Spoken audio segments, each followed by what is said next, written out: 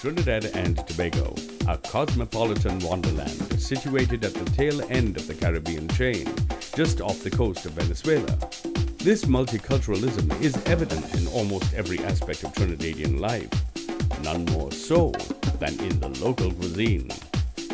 The food and beverage industry of Trinidad and Tobago is one of 7 priority industries targeted by the Ministry of Trade, Industry, Investment and Communications as a viable avenue for aiding in the drive to diversify the economy.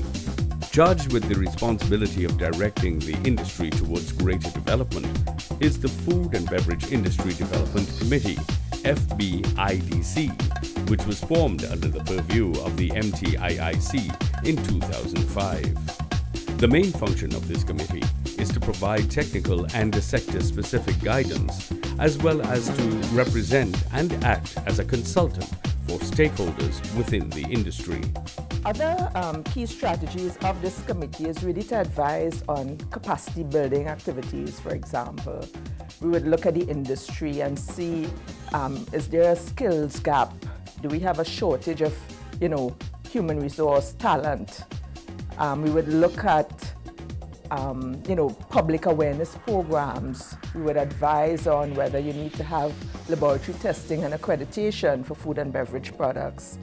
And as well, another key function is to propel local industries on more of a regional and international fore. So we want to promote these industries, we want to get them out there, we want to enhance our competitiveness out there. We want people to know about food and beverage products from Trinidad and Tobago. When you look at the non-energy sector, it's the largest manufacturing sector and contributes significantly to the GDP. But it's an industry that comprises primarily of small and micro enterprises.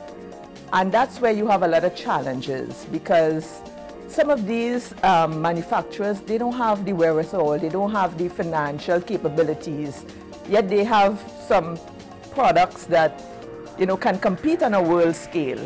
So we need to expose these small and micro manufacturers. We need to give them opportunities. We need to promote them. We need to educate them. We need to enhance their skills so that they can be competitive on a world market. And we have done some initiatives throughout the years. For example, we have given them wide exposure where they could not afford to probably participate at an international food fair or even at the trade and industry convention. So we have pushed a lot of small and micro manufacturers to go and expose their products at the TIC convention and even some regional as well as international food fairs.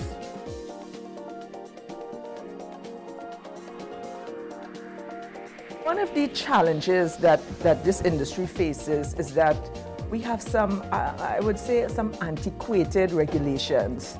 We need to update our food safety regulations, and our food safety regulations are fragmented because some of it falls under the Ministry of Health in terms of the Food and Drug Act.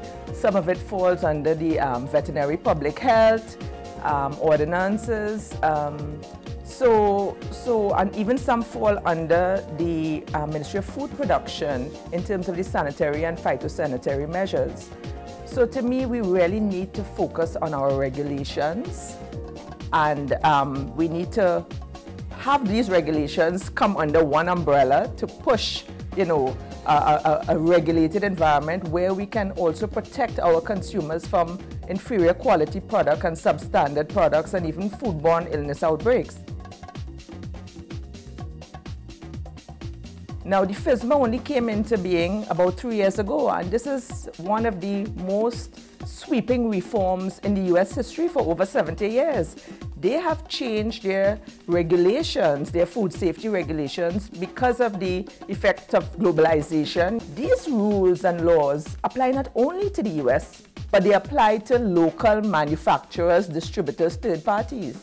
So whether we like it or not, once we want to do business and we want to do trade with the US in terms of food and beverage, we got to get our act together.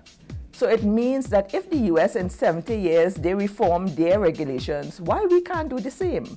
So we need to pay attention to our regulations, because with regulations, you will have compliance. We need to enforce these regulations, as well as you need to also have penalties for non-compliance with respect to food and beverage, both services and products. To help ensure that local manufacturers are well acquainted with both local and international food safety and exportation regulations is Export-TT, who, in collaboration with the FBIDC, look to implement various strategies so as to encourage proper adherence to set standards. They have been collaborating with us really with respect to implementation of some of these strategies, for example, food safety, awareness and sensitization programs. Over the years, and particularly within the last year, Export-TT have done a tremendous job with respect to bringing these organizations, these manufacturers together and putting out some training programs. One of the most recent ones was a training program where we brought in the regional director from the Food and Drugs Administration. She came down here, gave a sensitization seminar to distributors and manufacturers in the food and beverage industry, and actually opened their eyes up to some of the risks and some of the issues related to food safety. And Export-TT has been really helping bring these companies up to a higher standard. And they have been helping with audits. And we're using consultants, we're using Kariri, many of our sister agencies as well to partner with us, to partner with Export-TT to help us bring some of these manufacturers up to a higher standard. With the MTIIC, the FBIDC and the Export-TT Limited working together to steer the food and beverage industry of Trinidad and Tobago towards greater prosperity, there is little doubt that it will be an asset to this country and contribute greatly to the overall diversification of its economy.